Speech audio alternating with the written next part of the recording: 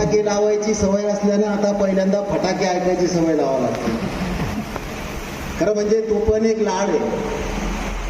विनोद साळवे नावाच्या अत्यंत जीवाभावाच्या प्रेम करणाऱ्या माणसानं मला सकाळी फोन केला की तुम्ही किनगाव राजाला किती वाजता येणार?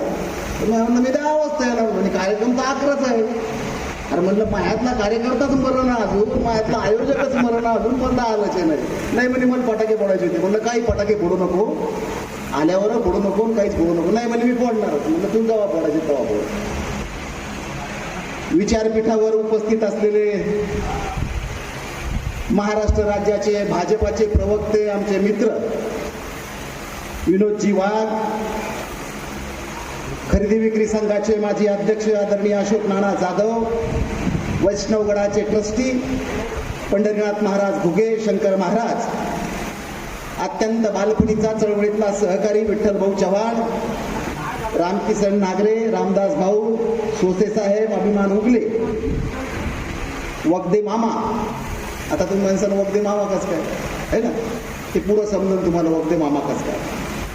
आजच्या या स्नेह मिलन सोहळ्याच्या निमित्तानं अनेक लोक बोलली, अनेक सगळ्या गोष्टी झाल्या.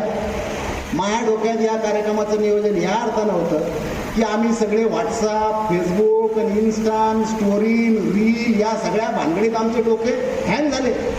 म्हणजे घरात जेव्हा माणसं येतात, पाहुणे रावणे येतात, आम्ही बसतो तर ती एक व्हॉट्सअप खेळतो.